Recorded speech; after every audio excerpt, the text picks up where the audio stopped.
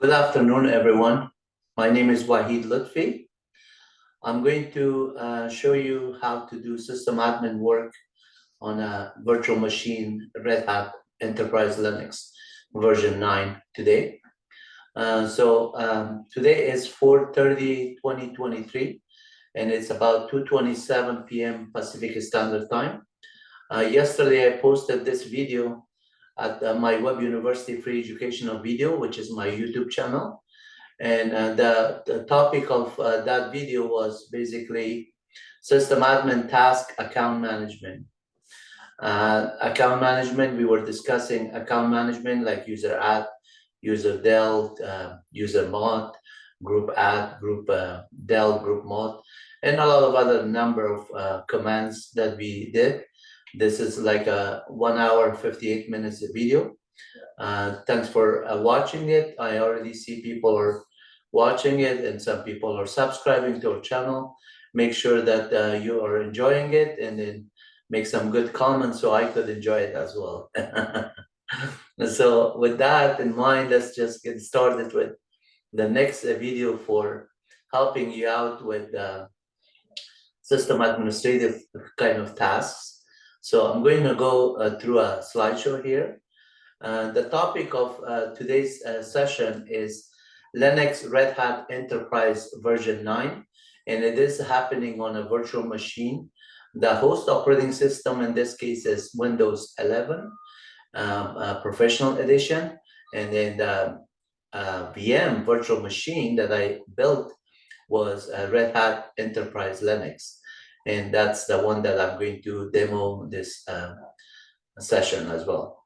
So today's topic is a system admin SA, system admin tasks. You're doing as a responsibility of SA, whether you're junior level, intermediate, or advanced, senior level, no matter what level, you have certain responsibility as a system admin. And some of the system responsibility was account management, which I showed you on the other video. And this topic today, I'm going to show you resource management or process management and performance management, which is all under the system monitoring tools. The system monitoring tools, first you have some resources on the system. The hardware that you are running your operating system, in this case, let's say Red Hat Enterprise Linux 9, or it could be Ubuntu, could be Solaris, could be Mac OS X, could be any operating system, Windows. You have some hardware, and the hardware comes with resources. Those resources are called RAM, random access memory, or physical memory, which is allowing you to how to just run processes. There's CPU or central processing unit, which is kind of basically allowing you to get a clock speed of whether it's gigahertz of speed or whatever it is. The CPU central processing unit is the core part of the operating system process management. And the operating system is running on top of the memory and CPU and hard disk and everything, but the CPU is fetching the data to the registers and arithmetic logic, and it actually is the core part of your hardware, the central processing. That's why it's called central processing. Basically, it's processing all those computation that is happening inside the CPU, and the data is read between memory and the hard disk and gets swapped in between in and out. And then there's a lot of these resources, as we saw earlier on other ones. I'm going to show you some of the resources as well. But in order to have these resources, you install an operating system on top of the hardware. The hardware in this case is running Windows 11 operating system. So if I just go here and I just on the search Windows 11, let me just come back here again on this one first before I jump into show you more detail. I just don't want to get into the instruction yet. So resource management, you're monitoring resources, and then those resources that are available, you have installed an operating system, whether it's Windows or Linux or Mac. That would be your host operating system. If you're running VMs on top of it, in this case, I am doing it. I installed VirtualBox on it. This is VirtualBox. This one is VirtualBox. So the VirtualBox gets installed on it. Again, this is just a little bit tricky. I have to stop clicking on those ones. So the VirtualBox is up and running, and then on the VirtualBox, once it's running, you can create VMs. In this case, I created a VM called Red Hat Enterprise Linux version 9. And then these resources, when they run as a process, then you have to monitor them to make sure that the performance of these resources are to most stable and consistent, and the performance is pretty well. That way you don't have any degradation or slow down on your system. So performance management and process management and resource management all falls under that SA task on a daily basis that you have to do it. Sometimes you monitor individual workstation or server, which could be your own desktop or server, or sometimes you do more than that. Just you could handle other users' servers. So you could be just system admin for not only your own server or workstation, you could do for thousands of servers, whether it's on the cloud or whether it's on Amazon Web Services, Google Web Services, whatever name, Oracle, OVMs, virtualization with VMware, and let's say Docker containers on Solaris zones, Solaris LDAMs, whatever the platform it is, you might be handling those ones that they have different storage, and this storage itself might be disk and storage management is another part of IO management. So the resources that you're doing here, performance management is just covering everything, whether CPU processes, CPU bound or memory bound or IO bound or any other related stuff that we need to do. You make sure that, like for example, the disk storage that is on SAN or NFS or NetApp or any place that you store your data on the cloud or OneDrive or anything, make sure that you monitor them and make sure that they are not getting filled. Otherwise, this process may choke at some point, and the culprit might be somewhere else. So you have to be able to identify them, troubleshoot them, and performance tune them, and then take care of them. So some of the tools on Red Hat Enterprise Linux I listed here, there's a lot more. That's why I wrote "and more ... meaning that I cannot put it on one page here, but I'm going to cover at least top, which is the monitoring tools that every Unix and Linux command does it. And then top is very nice. It is comes with every version of distribution that you can name of, whether it's Red Hat distribution, Fedora, OpenSUSE, CentOS, Red Hat, or Ubuntu version, or any other version, Solaris machines, BSD, and then Mac, anything, top comes with it by default. And then HTOP is the graphic version of top, which is a little bit more enhanced version of it. So it provides more function keys and coloring and, like monitors that is on almost like kind of GUI interface that you can just click on something and then get it. HTOP does not come with it by default, but you can install it. It is available for all distribution. When I say available, meaning that you have to, after the installation, you have to complete the post-installation using, for example, YAM, if you're on Red Hat 7.6 and below, or 7.9 below, 7 point anything, and there's Yellow Dog Update Manager.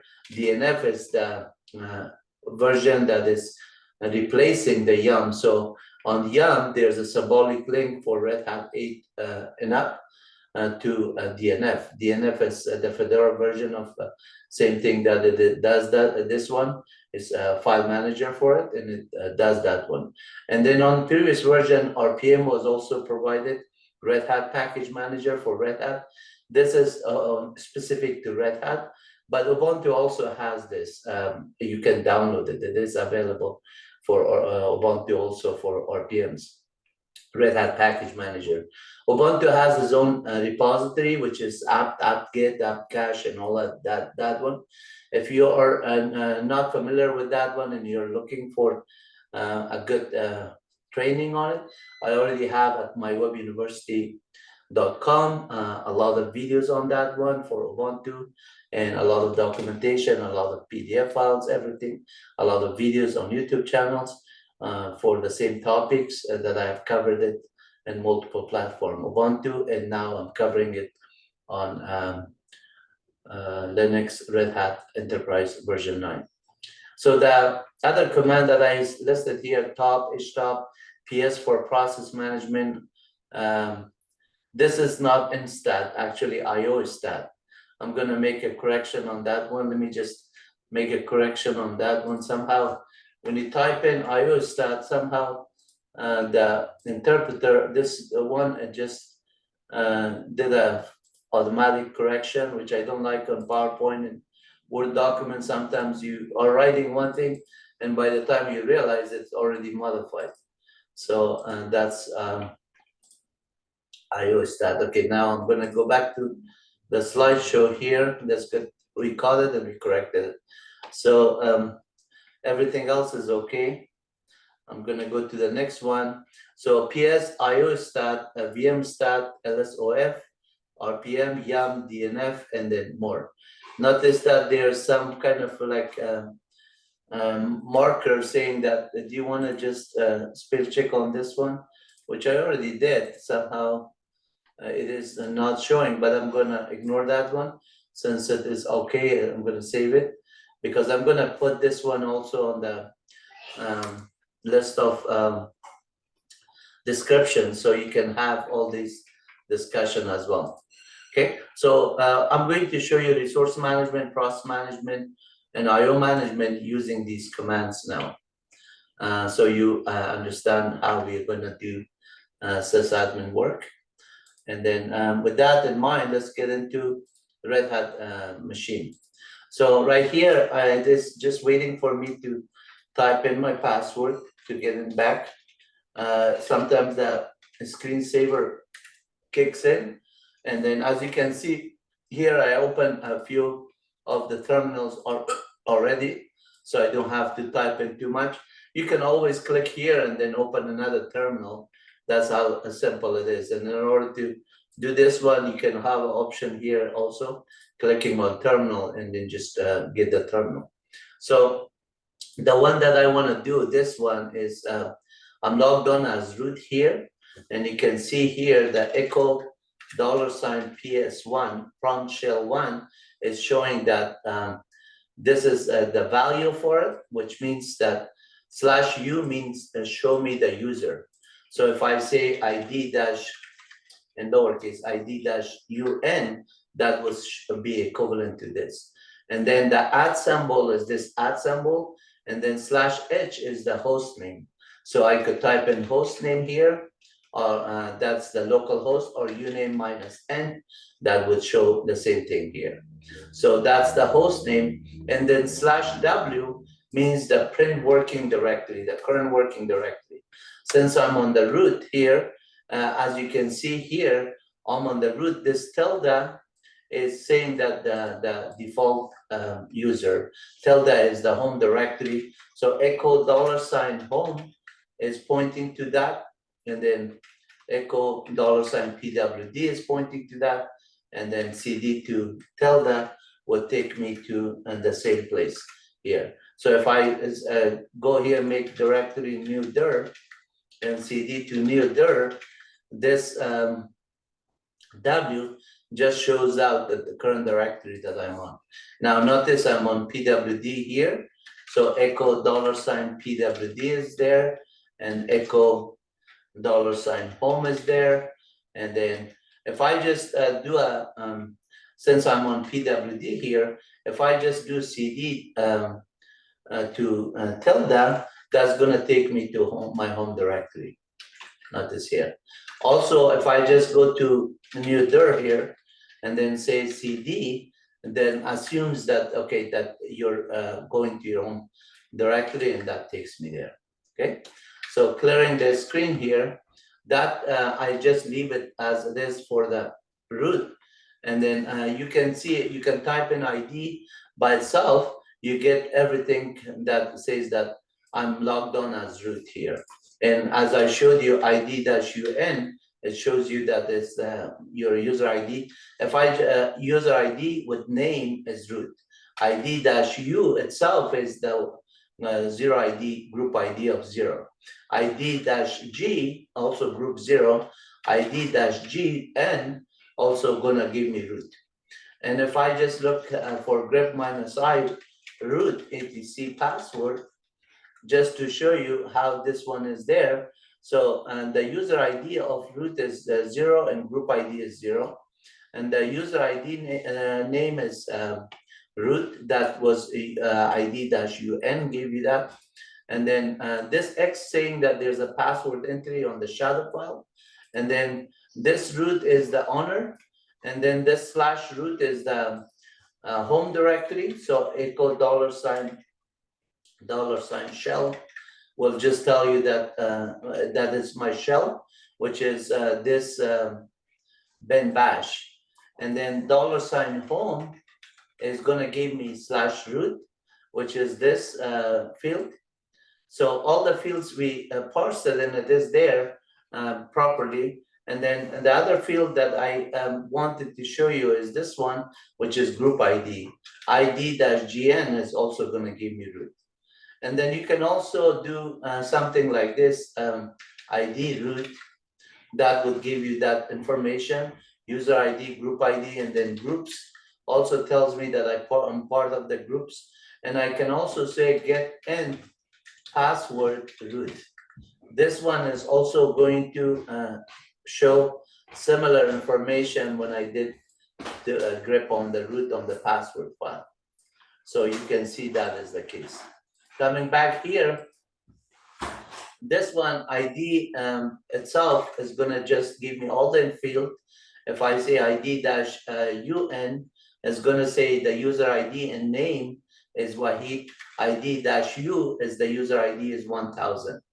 ID-G is group 1000, but ID-GN is going to show Wahid as the name, group name. -GN stand for group name.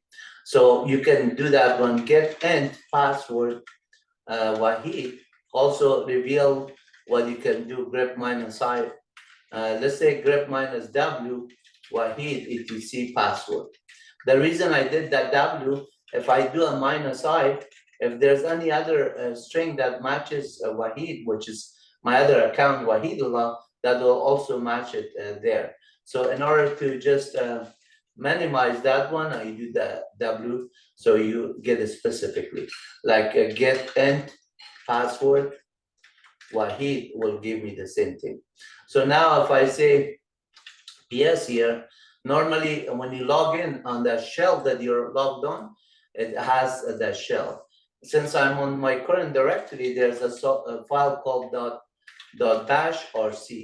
This .bash rc is because of the shell, it's just a hidden file. Dot means it's a hidden file and Linux Unix. And then rc is for run control. So that file is there. And then if I say .bash rc, this is the file that calls the etc bash rc, and then also etc profiles, and then as well as set up my aliases and my other profiles. So there's a couple of files here that as a sysadmin you need to know. One is etc profile, which is a system file, and then the other one is etc bash rc, and then the other one is tilde /.bash rc. So whatever is your home directory, this is your user defined. These two are system defined. So you can see that those files are there. Similarly here, if I just clear a screen and say ls-l etc profile etc bash rc, and then tilde slash dot bash or C. Notice that this one is tilde is knowing that I'm on the root user. ID dash UN is showing this. So echo and $ home of this one is slash root. So it says go to slash root and then run the dot bash or C. Now you're clear with all these files. The echo echo $PS1 here. I showed you that it's there. So if I'm here and I say go to new dir, notice that this one is going to take me to new dir here. Equivalent to that one, if I go say do a pwd here, make a directory called new dir here, and then now I say pwd cd to new dir, and now notice that the new dir is there. But if I say equal $PS1 here, the PS1 is set to the same value because on the etc bash or C script, grep let's say grep PS1 on an etc bash or C. So since this line actually defines how the PS1 is set, as soon as you log into your shell, it says, okay, I want to set up the value of the environment variable, system environment variable from shell 1 to this value. And then by that value, if you're logged on, now I cd to the new dir here, notice that this directory is pointing to that. And then this information is exactly, this W is the /U. Wahid is U, and then H is host name, which is localhost, and @ is @ symbol, and then after that one is /W, which shows you that the current directory, and then $ at the end of it, just to show you the prompt is $ there. Okay, so that explained those ones. Now let's just see that you have this system, this VM running. First, let's clear the screen here, and then we run a top command. We know that I'm logged on as Wahid here. When you run the top command is very useful. And then usually as a junior, say, or an intermediate level, you might be just monitoring your system using the top or htop or PRStat or MPStat or IOStat, VMstat, LSOF, or a combination of all of them. And then in order to just say how the system is performing for a given machine before you make it production. Once you do kickstart or jumpstart or just build the system from this DVD, or you build it in your environment the way your company wants it to be built, you hardening the system and you take care of all of that one. Now you want to present it to other users.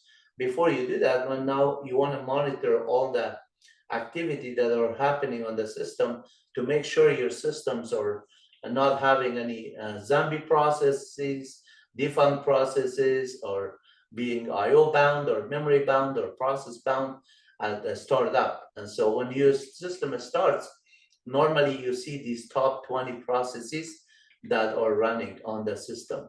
But at one point on the CPU, only one process gets run. The top one process here that comes in, that would be in running state. Everything else is either on that. This is the state that the system will be running. Notice everything is either the sleep mode or run mode. When it is a run mode, that means it is taking the CPU cycle. But other than that, everything else going to the sleep mode or just available for activity to be happening, and then to ready mode, what we call it. And then once it's ready, and then it goes to the cycle, and then the context switching is between the CPU and memory, and all those things are happening because of the operating system daemons, which is the system D in this case, or a scheduler, or init, system 5 release 4, all those processes.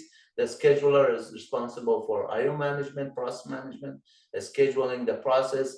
Like, for example, look at this NI field. Nice. This is just the lower the number, the higher the priority of these processes. So this is a priority of how the system is running the processes. So root processes normally have a lower number, meaning that they have the highest priority to run.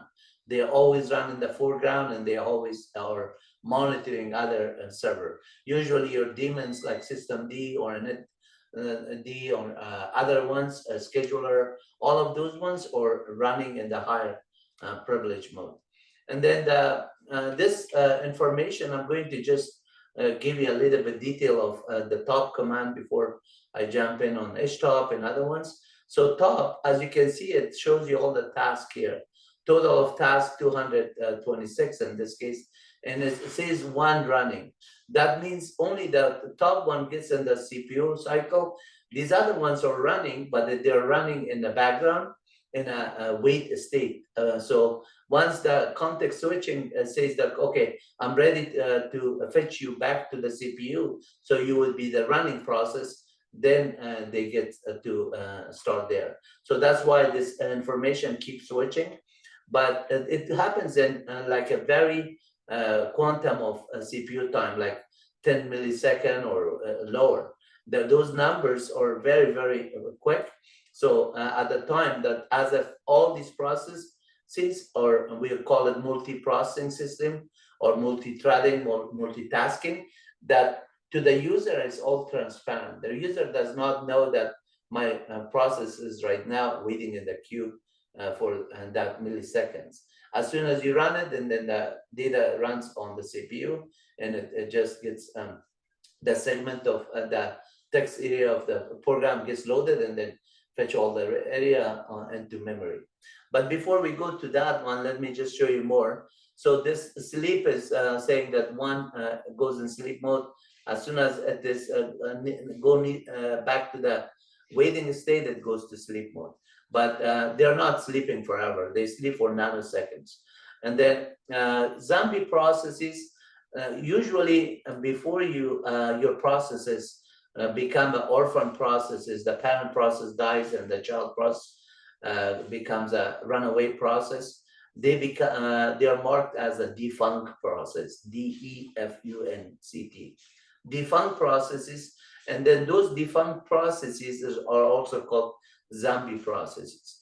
The reason they are called zombie processes, if you try to log in and as root, and then you kill the parent process ID of that zombie processes, after you identify the process, you kill the zombie process, then the zombie process has already died with its parents. So it becomes a child that is orphan, that is does not know anything. So it's marked as a defunct or zombie processes. So when you try to kill the zombie process, that process goes away, but then another process becomes another zombie.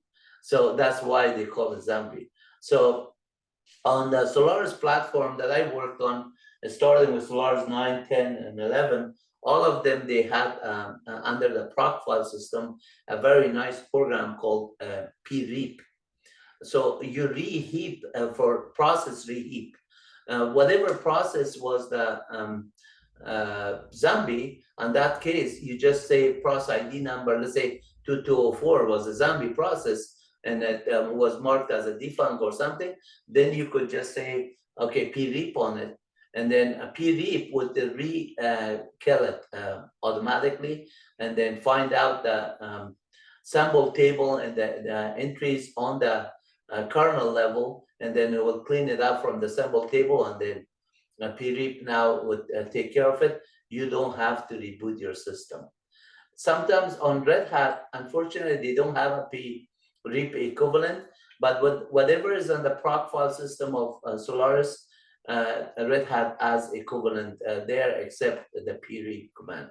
I have used all of them, whether it's pwait, pstack, pmap, s3, strace, trace, all of those commands are there.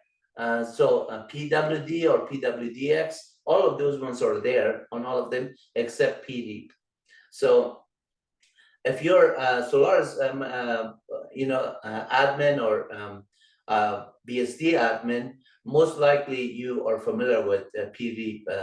But if you're on a Linux or Red Hat or Ubuntu, you want to reboot the machine, don't reboot the machine if you can identify the parent process ID of the defunct process, and you can kill it gracefully or forcefully. If you can just get rid of that one, sometimes you might ask a user if it is more than 2 or 3 processes and the process hang for the user, you might want to ask the user to log out first. And if he logs out and the defunct process clears out, then you took care of it that way. If he doesn't, then by identifying which user it was, then you just have to kill that session for that user, whether it's coming from real VNC or some just other connection that are happening. I've taken care of hundreds of these kind of situation already, and I know how to do it. But if you're a junior level, senior level, you might just say, well, it is hanging. I don't know how to find the culprit processes. I don't know how to use LSOF user or F user or any other commands. And then at this time, I'm going to just reboot the system. That is your last resort. On Solaris platform, I never had to reboot the machine. We ran some of the machines that were for 10 years or 5 years without a reboot. So, and then on the, some might argue saying that, well, maybe it is not safe to just have a system not patched for 3 years or 5 years. Yeah, that is true, but for the patching, usually when you patch it, and if a server is never being vulnerable to any situation with OpenSSH, OpenSSL or other ones, and then you still are running the tools that you're running, and then the vulnerability only allows you to say whether you need to apply critical patch update or don't apply it. But there are systems, including Solaris, that sometimes they don't release patches as often as you do, whether it's Red Hat or Linux. And usually people, they upgrade it. Sometimes we call it upgrade with in place, and that I have done a lot of servers. Sometimes you upgrade it on a new server with a new major version, so that applies it. But then there are quarterly or monthly maintenance nowadays. Everybody, whether it's Windows or Linux or Solaris, everybody configure it, and then the patches are being done or updates are done system-wide everywhere.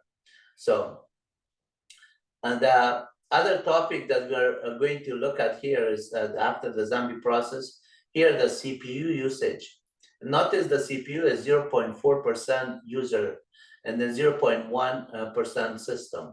And then the nice is 0, and then idle, wait, high, and then all this swap in, swap out, all this information, including the memory. Notice I have about 15 gig. So when I go here on my Windows machine, notice if I just say about your PC, when you type in about here, the about your PC comes in, you just click on it, and you know that I'm running a Windows 11 Pro version here.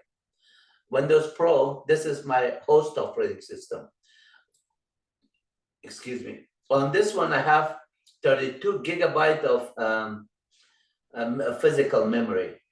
And then my processor, as you can see, is 3.4 gigahertz with generation 11 Intel generation of i7. So that is about 8 of them. So if I just look at this one and then also look at device management. So on the device manager, you can see here under the processor, then I have 8 of these cores. If you count these numbers all together here, this is 8 of them. So that means that I have this i7, 8 cores, which is very good. And then at the same time, I have 32 gig.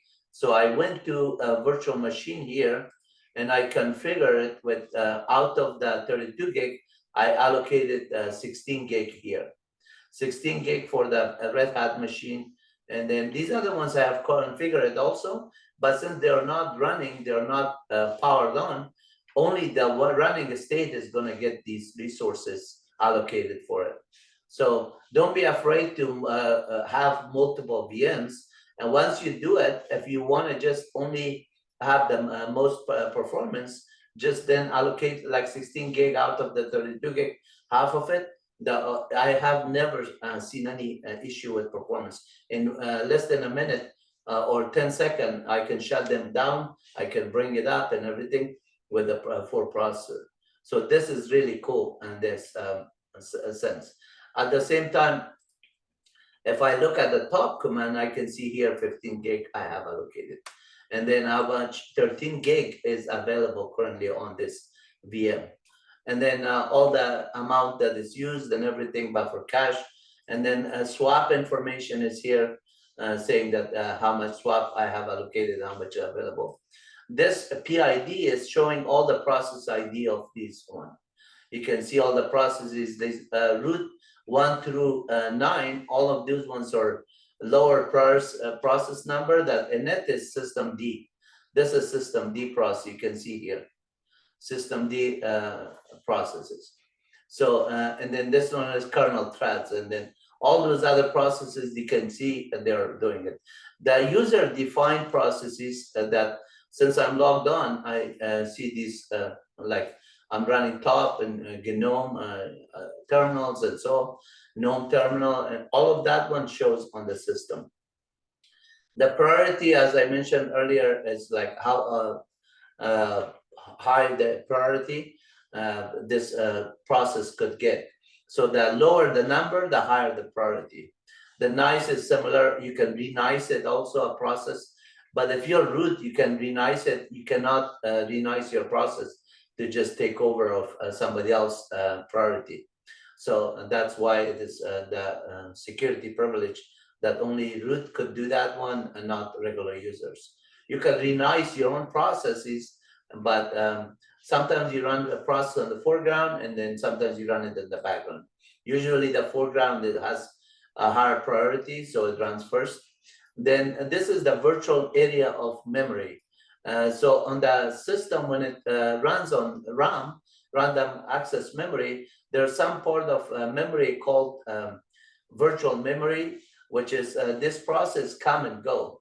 This is like heap kind of a portion. As the data gets loaded into CPU and memory, they're fetched and they're being executed. The heap grows, and then as they're just cleared out, the heap shrinks on that one. This is resident, is the actual program binary, the data that reside. That's why it's called resident. They resides on memory at all time. And then this is shared memory, which is like heap that come and go there. So the state is sleep, whether it is running or sleep. Notice here, one always running, and the rest of them goes either in ready state or running state or sleep state. So, and then I might be for idle state. So let's look at the memory. CPU. CPU is the percentage of CPU these processes takes. Sometimes if a process is memory hog or a process hog or a CPU hog, this CPU process might show like 80% or 90%. Then this high CPU load is going to show really bad. The load average is going to show really bad. And that says, since you just watch it to monitor, see that process may be doing some kind of rendering or some kind of testing or maybe some kind of regression testing that has to be completed within days, and then you monitor it. If it is not supposed to be just a normal state, then you just kill that process and then start it again. And if it does again, then there might be some kind of issue with that application or process. You have to see what kind of resource that process or application needs, so it doesn't choke the system and everybody else's cannot just get a good performance out of the system. That's your job as a system admin to monitor these processes. So At this time, if you look at the memory state, same thing. If the process memory bound, then these process comes in. Sometimes like Oracle database, when you start them, some of the Oracle system monitoring tools, or we call it the system daemons, which could be log writer, DB writers, as system DBA, whatever process monitoring system that starts with maybe the log writer writes it to the logs, and then the DB writer is writing to the database. Anything that are doing it, and those memory processes of those ones could take 4 gig to 8 gig or something, and then your system is maybe 256 gig, you don't have to worry about it. But if your system is 16 gig and 2 of the 4 gig is going to take 8 gig of your memory, then you have to watch for it. So then the time that this process start and the actual command that are there.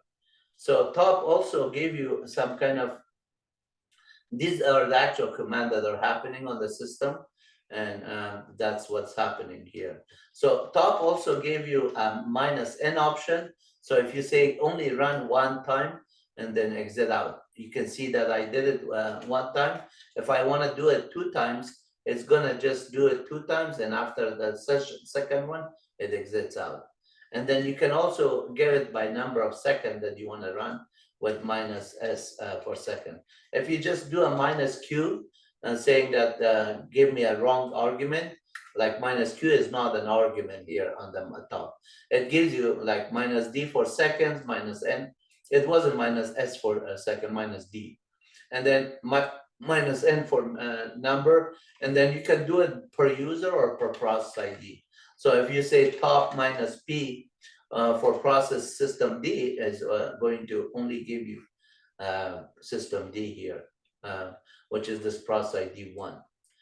You can also do like top -p 1, 2, 3, 5. Let's say I want to just not get the number for process ID, but I want to just see 1 through 5 except 4.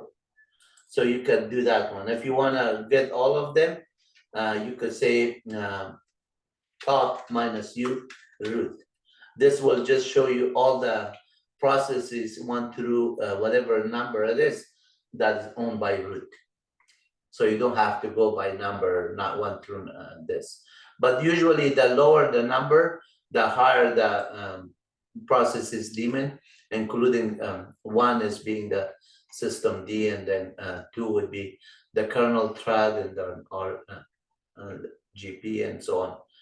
K worker, kernel worker, and then CPU. Okay, so at this time, I'm going to show you one more thing. I could say also top -u Wahid. So I could just look at the process of Wahid there. And obviously, if I look at the processes for zombie processes, there's no zombie process here. See, if I look at zombie here, it is going to just give me, I have to grep out -v grep. My grep is going to say, I did not find any zombie processes. But if there's a process that was becoming defunct in zombie, then it will show that one. So that's a top command. With top, I showed you this command. I'm going to show you a few more things. Notice this load average here that is showing here. And then notice this memory stuff, and then the swap stuff. There's also command line here that you can get those ones. So uptime will show you the load average. And then uptime also show you time and everything here, the date and everything that you want, the user that are there. Users will show you how many users are logged on the system. Currently, it's only me. If I just log in on another session here, say, let's say, and this machine name is, host name is localhost, host name localhost, I can say SSH -l Wahidallah and to localhost. Localhost is basically 127.0.0.1. So I can log in this one. And now if I say who, and then who am I, notice that who minus R also give you run level, but who am I, and then W shows you the users that are currently logged on, W, and then users. So notice that when you type in W, and then it shows you these users that are currently logged on and what they are doing it. GNOME session, X session that I'm running on one. And then on the other one, and users is showing the 2 users that are just logged on. If I say ID-UN here, it says Wahidullah. ID-GN is also show Wahidullah. ID-U user ID, ID-GN is going to be Wahidullah, and get end password Wahidullah. Notice that when I do this one versus Wahid, the get end is smart enough, says that you passing this argument, it's almost like saying grep minus I Wahid, Wahid minus W Wahid from etc password versus I wrote Wahid wrong, sorry. Okay, so on this one I could say Wahidullah, that's the other get end password like that. So you could do all of these commands interchangeably. Now notice who am I here is going to show saying that I came in on this machine from this session using the display number 1. So echo and $ display is just not set here, but this is coming from, I believe this one was who am I, echo $ display, and then that's display 0. The next session that you log in, you get a display 1. And then the second one you do is display 2 for the same local host. So here, if I just say LSOF minus I colon 22. This colon 22 meaning that show me the SSH connection that are coming here. Since I'm as user Wahid here, colon 22 is showing that port 22 that is running, it's listening to the TCP connection. So system CTL status SSHD, you can see that it is running, and port 22 of this one is open. And then if I just do a netstat minus an grep minus I listen, I get a lot of the processes that are on the netstat listening. But if I say grep minus W22, then I see that 22 is there. And then at the same time, if I say sudo on this one, say sudo LSOF minus I colon 22, and then I type in the password for the switch user do. Notice the sudo stand for switch user do. This one is abbreviation for switch user. Do is do this activity that you're forcing it. So at this time, when I run it with LSOF with sudo, notice the same port that I do it without sudo. And without sudo only shows my stuff. But when I do it with sudo, I get more information here listed. And that one is showing that, yes, I am listening to port 22 for this one, for SSHD, and then also these other connections that are established, or one of them is Wahidullah. The one that is Wahidullah has this process of ID of this. So if I say sudo LSOF minus P, and then the process ID, I believe, is 6272, if I can read it correctly, yes. That is the process ID. So if I do a pipe more here, you can see all my connection with the SSH connection that I just did. So if I just come back on this Wahidullah, and then I say, okay, I'm done with it, and let me exit out. Now go run this command again. Notice this command that I did here with LSOF here. Let me just find out the sudo. Yeah, just I have to do sudo in front of it. So this is now not showing that I have any connection from Wahidullah there. Only that listen processes. because I exit out of this one. The minute I just re-establish the connection here, coming in. So let me just do it another way with SSH. You can also do another syntax of it here, wahidullah at the local host. So if you do a -L, you're saying that log me in with the user ID that I provided. But if I want to say at localhost, this username at localhost also does that. Notice again, I'm getting the display 1. So who am I? It is showing the display 1. And then I'm going to just run this command again. This command now it shows that Wahidullah is coming here. Now notice that the one with the Wahidullah. So if I just say grep -I Wahidullah, this is the process ID. Now I got a new process ID. If I say lsof -p and then 6548, notice that I'm just seeing that connection. Let me just open one more connection here, and then I'm going to this time log in with SSH Wahid at localhost. And instead of localhost, I'm going to say 127.0.0.1. So I could connect to that local host 127.0.0.1, and then I'm going to just type in the password. That option that I give here with yes, usually when you log in on a session or the IP address changes, it gives you a warning. You usually say yes on this one, and then the known host file that it gets written here, there's a file, there's a directory called .ssh. So .ssh here, there's a file called known host file. Known host file. And then cat and known host file, every time you just SSH to a machine, it puts a hashing key for that one. This was the last one that I did. And so it writes all that information. I can wipe out that file or I can clean it. I don't have to worry about that file every time I SSH to it. If the key changes, the IP address changes, or the DNS, the IP address for that DNS name change, then it will just recreate that file with the new entry. And you have to say yes on that option.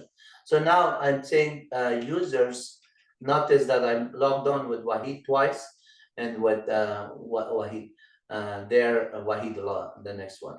So here, who am I? Notice my display. Now it says that you're coming from this display because I did this. And if I say ipconfig fconfig, and then the loopback interface usually is with that loopback interface is 127.0.1. This is my primary interface name, which is through NAT for the VM. It's a bridge, and so they usually have 10.0.2 IP address. So IPA will also give me that one. If I say IP fconfig, let's say the oldest start loopback interface, you can see is coming from 127.0.0.1. Here again, netstat -rn is going to show me the gateway that I'm on the NAT gateway 10.0.2, and this one is basically through Wi-Fi. I'm connected through my Windows machine, and Windows machine is also Wi-Fi. But if you go on the setting here and then say, okay, I want to look at the setting here for network, you can see it is through network address translation here. It's bridged together. So it is smooth. You can also set up here with Ethernet cord if you're connected to Ethernet, and it is fast enough for me for Wi-Fi. But other machines, I usually use internet for Ethernet cable for production servers and development at my work. So or fiber optics. So the option that here I was showing you, coming back to this graphical, I'm sorry, not graphical, yes, it is graphical interface. So if I do this sudo here again with this command, and don't say this, now notice that it is more of these connections. And one of them is for Wahid, user Wahid here. So if I just say grep for -i Wahid, and there's a number of them. The one that I want to just say, I want to, let's say, run top here. And then I say, well, there was a user for Wahid. It has some culprit processes. I want to just kill it through that. So instead of asking the user to log out or something, and I'm just knowing that this is just something that I open, I don't have to log out here. Let's see if I just kill this session with Wahid here, and then terminate it. So when you say who am I here, it shows 127.0.0.1.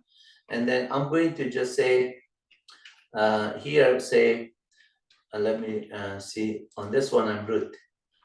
One of them I'm root. Okay, let's say I'm root here. Clear the screen here. I'm going to cd to dot, clear the screen here. I say ps minus efa. First, I want to identify all the processes that are the user Wahid, and then I'm going to say grep minus v grep. So let's see, there's a lot of them. Okay, as a sysadmin, if you do word count minus, there's 79 processes that are running as Wahid, but I want to only kill the SSH connection. So then I'm going to say, before I grep out my grep, I could say grep minus I SSH. Let's see if that only shows 7 of them. So if I just don't do a word count on it, I see that the one that I want to do is has this Wahid at 127. So these other one Wahid, or these other ones that I used, and then also notice that PTS number. So some of those PTS numbers could help you. Sometimes the uniqueness of this one, sometimes the process ID of it.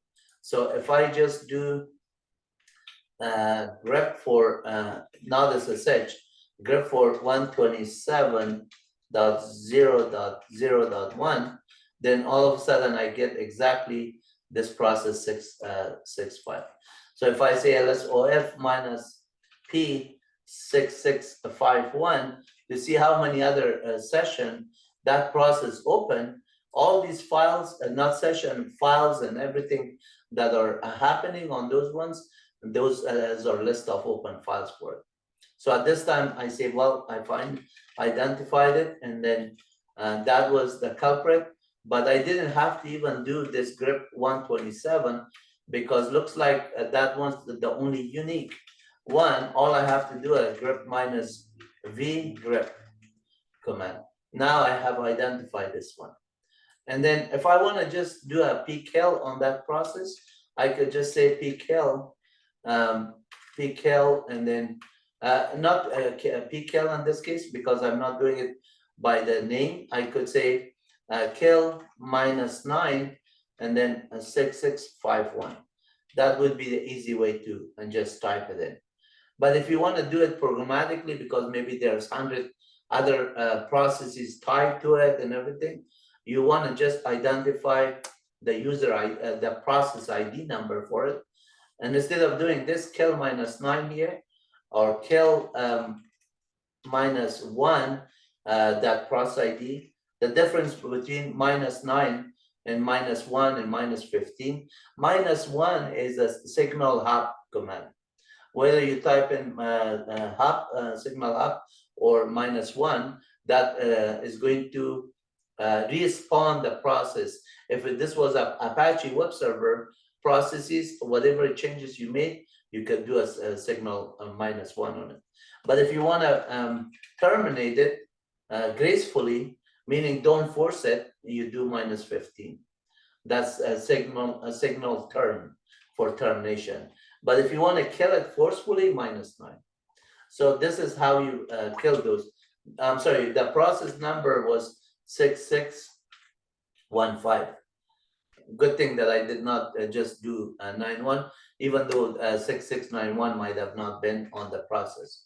So if I say PS minus EF grep minus grep 6691, it is not there, so don't worry about it. Grep minus V grep. When you do grep minus V, your own grep, the actual process that you are looking for does not exist. So the one that exists here for this process ID of this one, I'm going to programmatically, you can also do, and when pkill command was not available, that you could do per name of the process, like pkill Apache, pkill Firefox, pkill Chrome, pkill GNOME calculator. You didn't have to type in those names. You could do it pkill by issuing this command.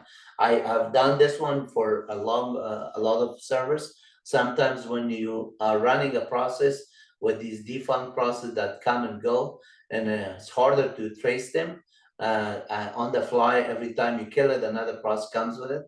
Then you need to identify the actual culprit process. So let's assume that there are so many of these ones, and then I want to kill all of them. First, I say grep minus this, and then I'm going to grep minus V grep. So it only has one process. Then I'm going to say, okay, when I did that one, and now I want to say awk and print a $2. Now notice $2 only shows me this. Then I could just say, put a while read var here, while read variable, and then I say do, and say echo terminating the process, and the process $var now. And then I say kill minus 15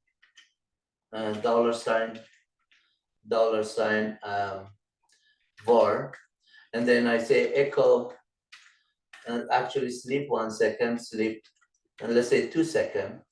I'm going to say sleep 2 seconds and say echo, okay, I will force it now. So to kill that process, right? To kill that process. $var. And $var, you can put any syntax you want, like that, or between brace or not brace, either way, it would work. Then here, kill minus 9 $var. So now I'm going to kill it and then say done. So within this while statement, whatever the argument was up to this awk $2, it would be a list of processes ID of the process, not the parent process. You want to kill the process ID because the parent process might be parent of another process. A parent could have more than one child process. So you want to kill that process that is culprit in this case. And then here, when you're doing it within this loop, you're fetching it into a variable first with this while read var. All these numbers comes in 6651 or whatever, they come in, and then you just try to gracefully with minus 15 gracefully terminate it, asking the process, can you please close your session? You're already just having as an issue, and I want you to close your session. So if the process terminate, you give it like some kind of, maybe the process was IO bound. Maybe the user provided the input output that, and the user just was like, it was asking for user input. The user forgot to do it. He went for lunch, and now the process is just waiting indefinitely for IO. So if the process is IO bound, then sometimes it is okay to just wait a little bit so the input is given. And then when the process terminates by itself, then it's great. So this minus I5 is asking it with some kind of gracefully to terminate itself. It could be like IO bound, could be memory bound, could be CPU. And when the process is memory bound or CPU bound, usually the parent process wants to take care of the process by giving those resources calling a net or system D to give those resources from the system level. And if the parent process had died, now the init or system D becomes the mother of this process. So system D or the init, it is the parent process of all processes. That's why the process idea is one.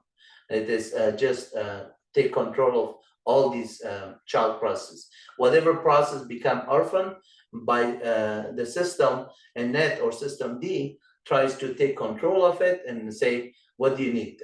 You need a memory, CPU, whatever. Here's my credit card. Go here and then just use it, but don't abuse it.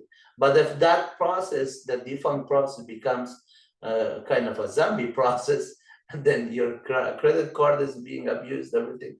The system now is already in a degraded mode. Then you have to force it with this kill -9 or ask the user to log out or reboot the system. So let's do this.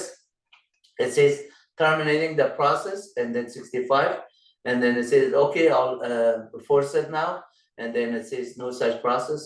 The process is already, the first time that 651 that was there was what -15. It gracefully killed it. So the force didn't have to do it. If this one was not done within that 2 seconds, then it would force it. So now if I go here, notice that on this account, I'm still logged on, right?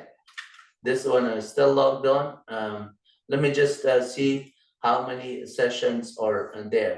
So in order to do this one, now you type in users, and then you can see that Wahid there.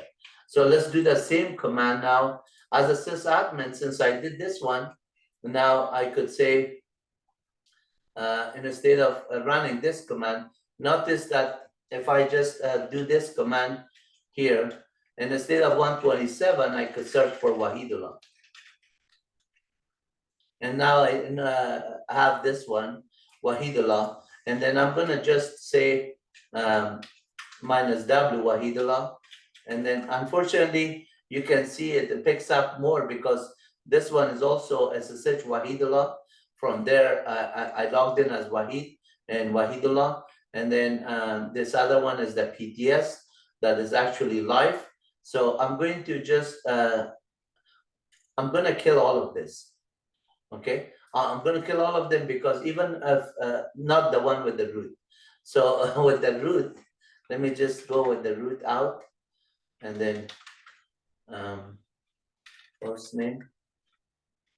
I'm going to try this command here to see how many are there without the root.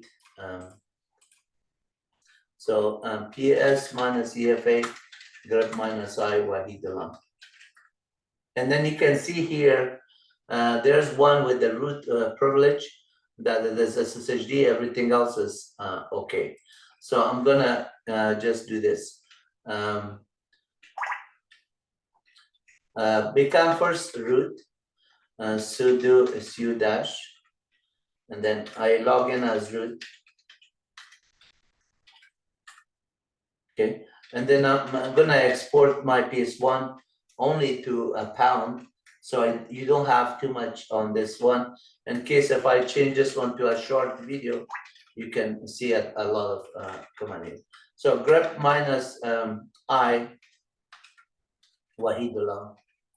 So if I just type in Wahid U, let's see, ps -efa grep -I Wahid U. This one is gonna just find out everything that is started with Wahid U. I don't have to go to exactly Wahid. But notice Wahidullah here on this processor or there. So there's a number of processes that are there here. So at this time, I'm going to grep out the root first, grep -b root. Now I don't have this process ID, because if I kill that process ID, I kill this session itself, and it doesn't get to the next one. You don't want to kill that process ID. So clearing the screen here, this one is more unique now. All I have to do is say that the process ID that are here, these ones, I'm going to kill those ones. those ones are okay to kill. So I'm gonna say awk print $2. The reason I made a pause, I was thinking if I could just somehow, this is too long for a short. It only this much would fit. So at this time I'm doing this, and then let's see if I can just make this one into a short by just saying slash here. No. Okay, let's do this one. Don't worry about the short. So ps minus ef grep minus iw, and then root. And now at this time I know that these processes are there, and then I'm going to just say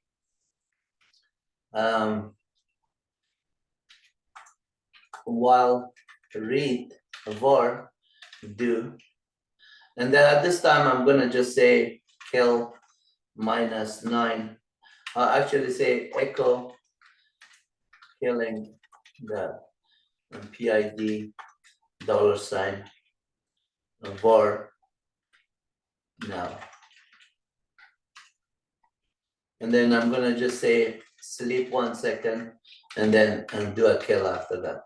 Kill minus 9 $ var, and then done. Notice every process that comes in, it waits 1 second and then it kills it.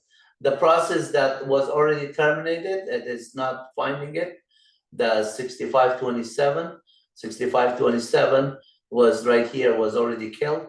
So it says that process no longer on the system. So now if I just run the same command here, this command is not going to return any value. And if I just look for this one is not going to return any value. If I look for this one, except just say grep minus v grep, then it's not going to return anything. But users is unlocked on still. These other ones, everything that was there is terminated. So if I just say who is there, only Wahid W users and this. So if I say PS minus EFA, and then 5 more, all other processes, I did not touch it. You can see they're all good. They're all running and the system is there. Run top, it is good. If I say top dash U Wahid, Wahid is the one that was running this process, and still those processes are up and running. But Wahidullah and other ones are logged out, or the session is exit. So I'm going to just close this session, and then this one. Now notice that users are only Wahid here. I'm going to close this session also, and then I'm going to type in. You see that this process, it says killed. So when I kill that process ID, it is terminated. So that's good. And then this one is also no longer valid because all the session that is only the root. So I'm going to just open a new one here and leave that one and this one root. So now we run with everything with related to top. You understood how to do it. Now let's install the htop.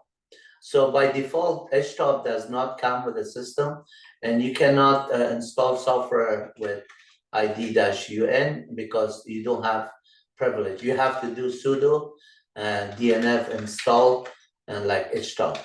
And this would do install it. But I could also type in DNF install htop, a short form, because I'm already root. So before I install the htop ID-UN, it tells me that I'm root here. ID-GN group also root. So I'm going to first do get int password, and then root.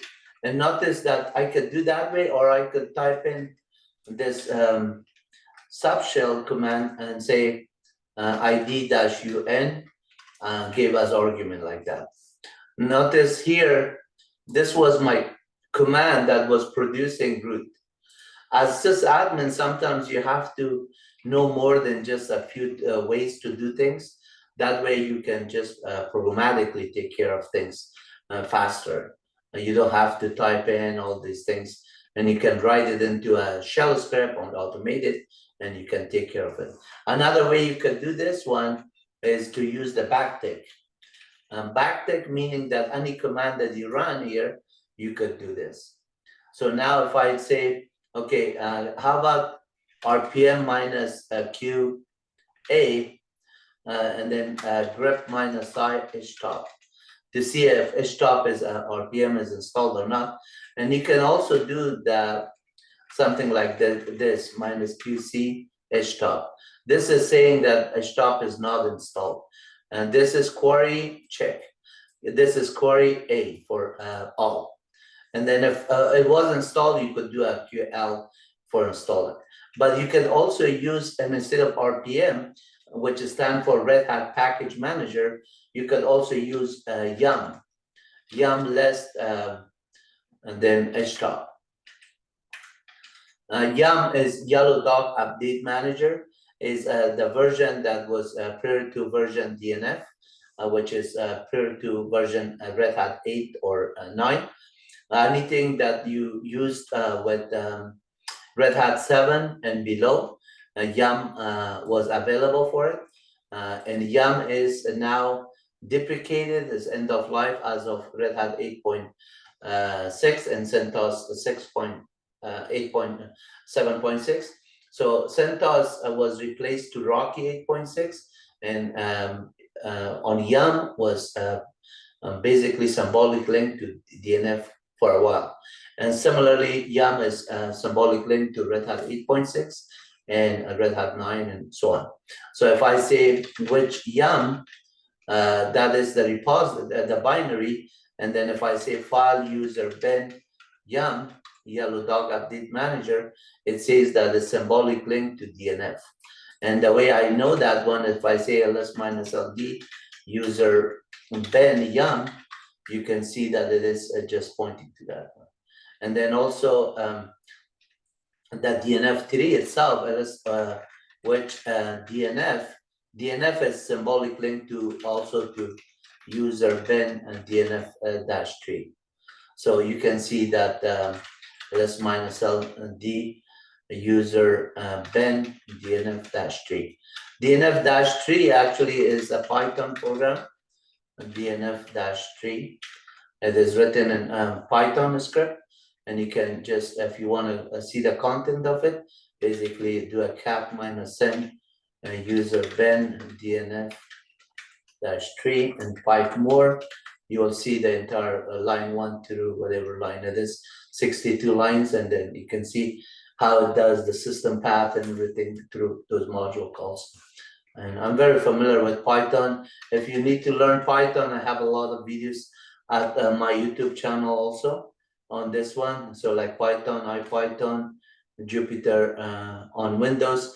I did this video recently, and it is really cool for how to use Python, IPython, Jupyter Lab on Windows operating system.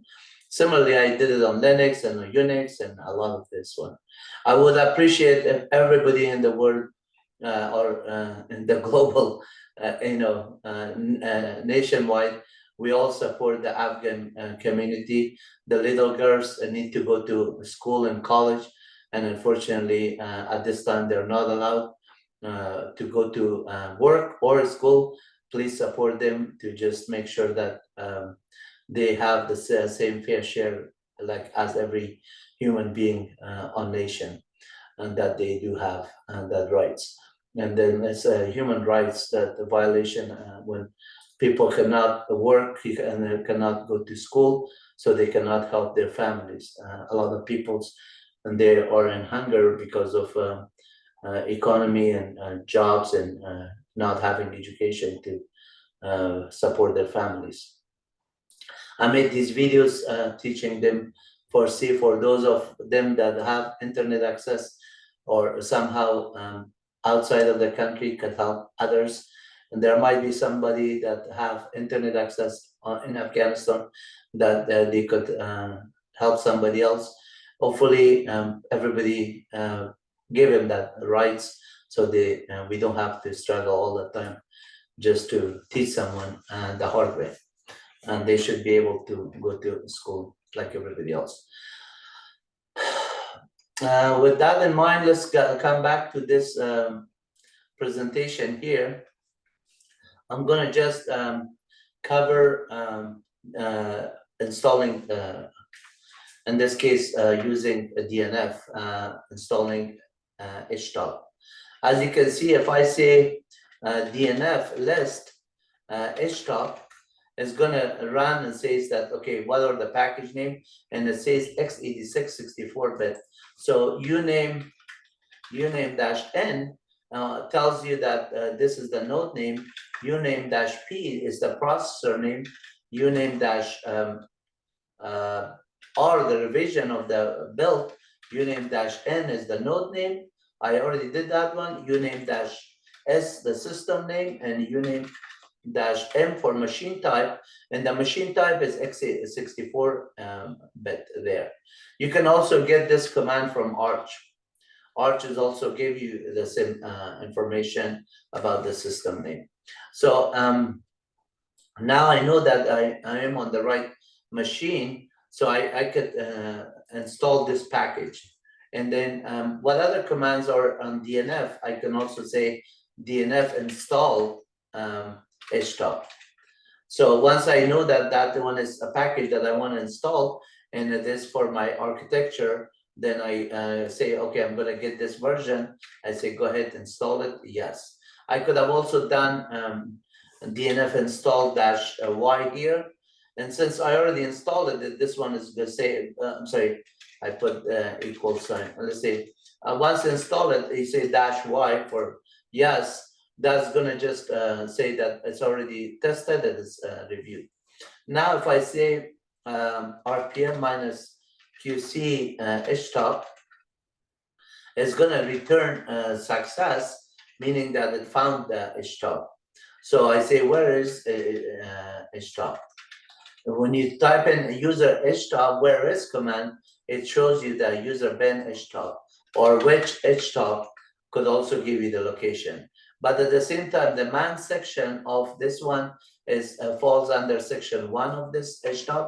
So when you do -S1 HTOP, it will just give you that page. If you don't give the -S1 section 1, by default, because the way Linux is formatted or Unix is formatted, under user share man1 section, there's a tar.ganzip file or ganzip file. In that format, it's top.1.ganzip. It parses that one and knows that this is section 1 of it, and it shows HTOP section 1. So in order to say, okay, I found that one, which HTOP it is there. What is HTOP used for? You can see it interactive process monitors. So I could say HTOP, and I get a very nice interactive GUI interface. Remember that I was having a 4 processor earlier. I showed you this process 0 through process 3. These are the processors, and then the memory is also showing here, and then the swap space is also showing the tasks that are there. There's one running process, the way we saw it at the top command, and then the load average is showing here, and then uptime is also showing here. Similar to the top, you also have process ID, root, priority, nice, virtual, resident, shared, status, whether sleep or running, CPU, memory, time command. But in addition to top giving you this, you also have these function keys and a graphical user interface. So you can press F1 for help, press F2 for setup to just change the layout of the setup, F3 for searching for a process, and then 4 filter, F5 listed, sort by, nice plus, and then kill. F9 is like kill that we showed you from command line. If you want to do it from GUI, it's a little bit tedious to do it, but I could show you one process at least to do that one. And quit, F10 is to quit. So to show you this stuff with, let me just exit out first and say Q for quit, or press F10, quit, and I'm gonna clear here. So at this process that I'm running here, let's just, right here, I could just say, run gnome dash calculator. Sorry, clear the screen, gnome dash calculator. So now I'm running calculator here, and then I'm gonna open another term here, and then on this one I'm gonna run xterm minus xterm, just a short xterm in the background, and notice that this one is there, and since I did it this ampersand, now I can type in more commands. It wasn't like this one is running in the foreground. This one is in the background, meaning that run that command, but gave me the prompt here. So I'm gonna say xeyes and also run this one. And let's see, xeyes is not recognized maybe, which xeyes. Okay, so some of the utility might not be there. Let's just not worry about this one. I'm gonna just say, because you have to install Xorg stuff to get xeyes and xclog, xcalculator, but I'm just having a lot of things with gnome here. So if I say which gnome dash calculator, notice that the path is user bin gnome, everything here is a list of them. So if I just say this command, and then you can see that there's a lot of information. Gnome help is there, gnome logs is there, gnome font viewers is there, gnome this and gnome that, right? So if I just say, go ahead and run the gnome help also in the background. So now this is gnome help on the background. I'm going to just go back here on this session and then just come back here. And I leave those ones on the background. And then at the same time say, let's run one more gnome dash font viewer. And then at this time, I run a few of them. This is the gnome font viewer, okay? So coming back here on this other screen, I was running htop somewhere. Let me just see. I believe here, I can run htop here. So at this time, if I want to search for, let's say, gnome calculator, I could do this, press F3 here, and it says search for what you want to do. So I type in gnome calculator. So once you type in search a gnome calculator, let's see if I search it correctly, gnome dash calculator. Okay, let me see, why is it done searching it? And GNOM, gnome dash calculate. Okay, maybe I'm mistyping it. Calculator. It is not seeing it. You're supposed to find it first, and then once you find it, you identify it, and then you could do this. But let's look at this agent here. There's other option that you have is like a option to show it in a tree search. Which one was it? F list. F5 is list. Yeah, it shows you on list. Let me just do F3 back and now say gnome. Yeah, gnome dash calculator. Calculator. And then one of these ones might be there with the calculator, but it is actually right here. I see that now gnome calculator is there and with the process ID 20. So let's say I identify this gnome calculator here. Then I'm gonna just press F9 for killing it. say, okay, kill that process, enter what signal you want to kill it. At this time, I want to signal it with -9, this one, signal. So the terminate is gracefully, but I want to kill it with signal kill. And then I just killed it. And now if I just do the same thing with other ones, I could do it. But this is graphical user interface. I never like graphic stuff.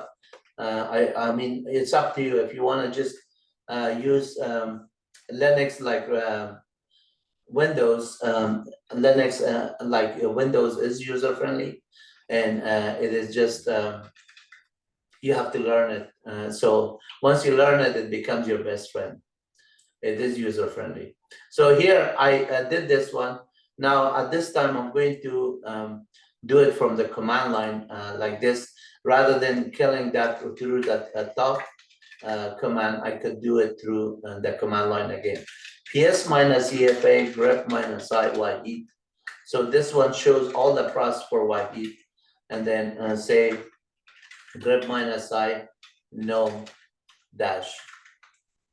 Gnome dash. So those are gnome dash something. And then I want to just leave the terminal, and then I want to do an egrep. I'm going to say egrep, and then it's a minus I. Egrep is extended group grep, global regular expression print. And you can say a gnome dash font viewer. So if I just do only for the font, that's good enough. I don't have to put viewer. And then at the same time, the other I wanted to kill it was helper. I believe it was help for this. So these are gnome help and gnome font viewer. I identified both of them. At this time, I could have just done the same process here. Say awk print $2, and then say and then do a wild read var do, and then say echo killing the PID $var. I'm not gonna do actual kill here, so I'm gonna say pound, which is a comment, and say kill -9 $var, done. So now I did this one, but notice if I just run this command, these two processes are still alive, because I put a pound here. Don't run the kill command. I want to show you a simpler way that sometimes when you're looking for the name program there, so they come up with something called a process kill. So you can say gnome dash help, it will kill it. But notice that it did not go away. You have to do a -F for forcing it. If you just do a gnome dash kill, it will just kill it, but the session will still go in a grace period and wait for it. So now similarly, I go to the font. Notice when I do this one, the font will go away. So now let me just do a gnome dash font dash viewer. So you have to give exact name. Notice that force it right away, it kills it. Okay. So you learn that both ways how to get rid of those two processes. So now I installed the DNF there. Let's see what other things that I need to cover here. I believe I covered everything that I have on this presentation here. And so IOStat, VMstat, LSOF, RPM, YAM, DNF, and more. And then the RPM also, I'll cover a little bit more of RPM.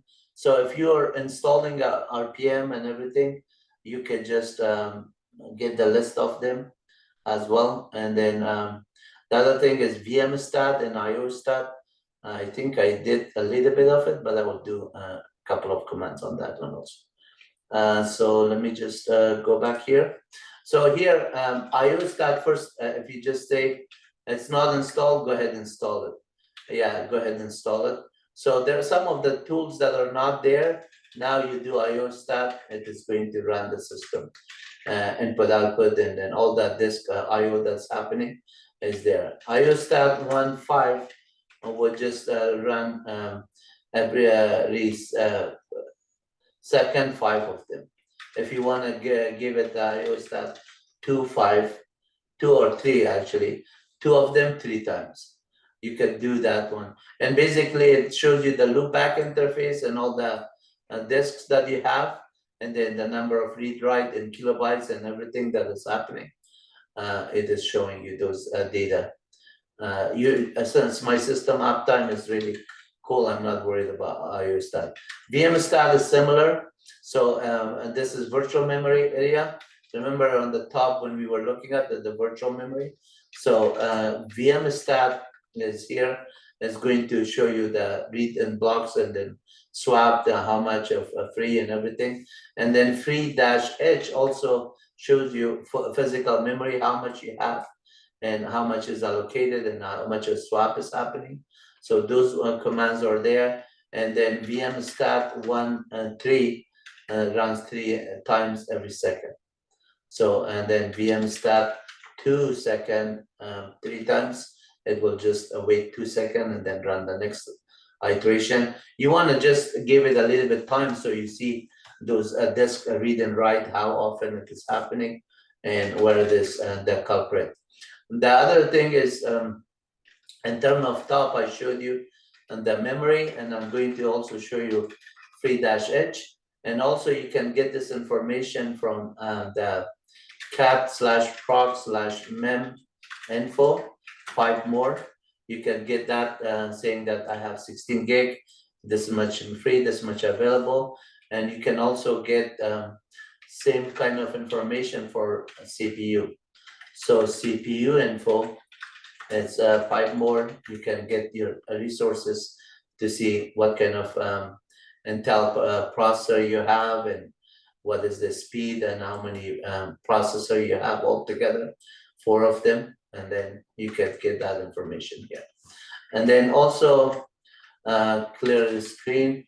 LS hardware is just give you all the resources. LSHW and 5 more. You could do this one, and then you could get this. So clear screen, LS hardware minus C for the class, and you could say disk, and it gives you the disk information. And similarly, like CPU, I'll give you CPU information, and also fdisk-L shows you the file system, the disk that you have on the system, the loopback interface, all the disk activity that are happening here.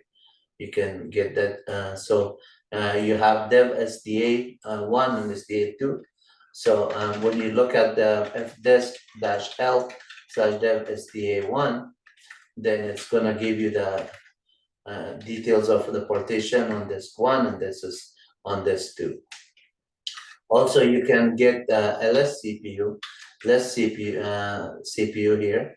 The CPU information, let me clear the screen. LS CPU 5 more give you like all the details about your CPU information, what type of processor you have, or what kind of speed, and how many of them you have. That gives you that. And then ARC also shows you the architecture, and then uname-A shows you the information about your system. Cat etc star-release and give you the OS-release and Red Hat-release files, and it shows you that you're on Red Hat Enterprise Linux. What else you need to do is on the df-h shows you the data and form fdisk and everything, and then I showed you the CPU, memory, IO, top, everything. I think I covered a lot of stuff that was not in the list, but I will cover more. Please stay tuned on more topics for the system admin responsibilities and how we're going to just help you out. And make sure that if you haven't subscribed yet, please subscribe so I can bring you a lot of good stuff, and you could get some help for your job or your school, and help your coworkers or anything that you could mentor other people's. We need to transfer our knowledge to each other and help the community and grow our community and grow everything that is within our countries, and then just have a better society. Take care. God bless you all.